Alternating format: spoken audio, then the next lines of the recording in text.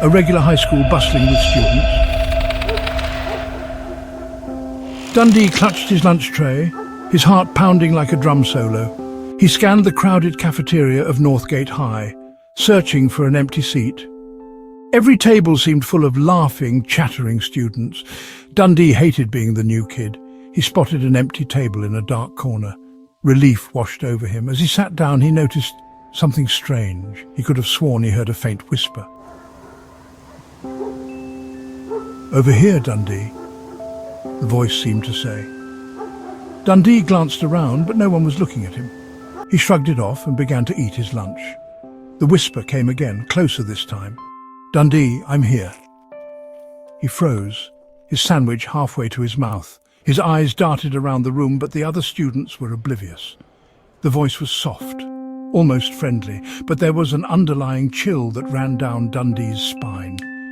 Dundee took a deep breath. "Who's there?" he whispered back, his voice trembling. The whispers followed Dundee throughout the day. In English class, as Mr. Thompson droned on about Shakespeare, Dundee felt a presence beside him. He could almost feel someone's breath on his neck.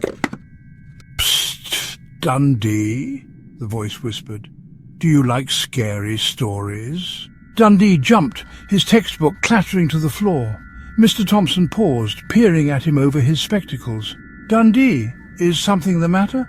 Dundee's face burned with embarrassment. "No, sir," he mumbled, scrambling to pick up his book. As he sat down, he noticed a crumpled piece of paper on his desk. He unfolded it carefully. Scrawled across it in a childish handwriting were the words, "Don't tell anyone about me. It's our secret." Dundee's heart pounded in his chest.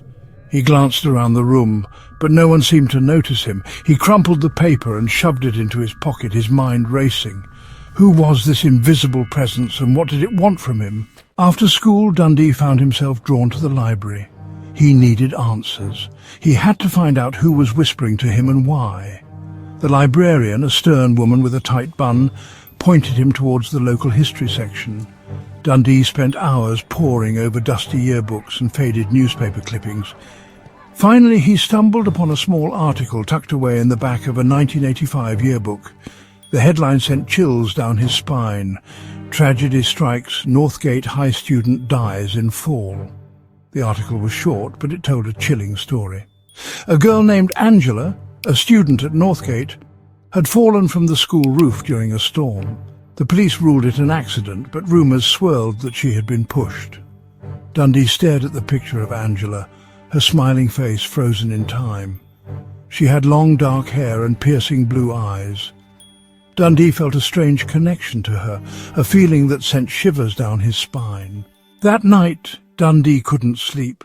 He lay in bed, his mind replaying the events of the day. He couldn't shake the feeling that Angela was trying to communicate with him. Just then his phone buzzed with a new message. He unlocked the screen, his heart skipping a beat. The message was from an unknown number. It simply said, "Did you find me?" "Who is this?"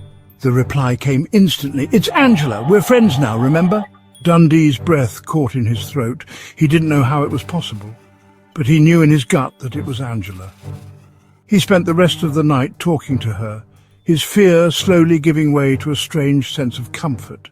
Over the next few weeks, Angela's presence became more pronounced. She would move things around in Dundee's locker, leaving him cryptic notes and small gifts.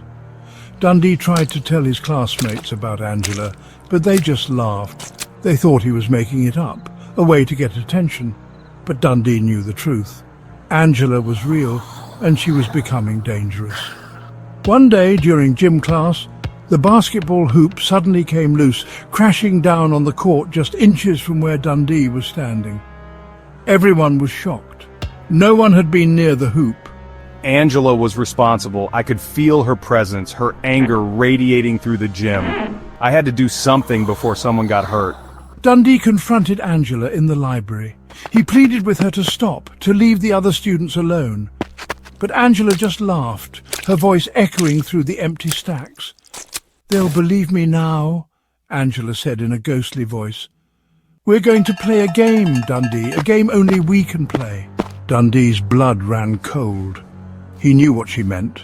Angela was going to start hurting people, and there was nothing he could do to stop her. He tried to warn his classmates, but they wouldn't listen. They thought he was crazy. Dundee felt a sense of dread wash over him. They were all in terrible danger. That night, Dundee and his classmates found themselves trapped in the school. Angela had locked all the doors and windows. She had turned the school into her own personal playground. Let's play hide and seek. But be careful.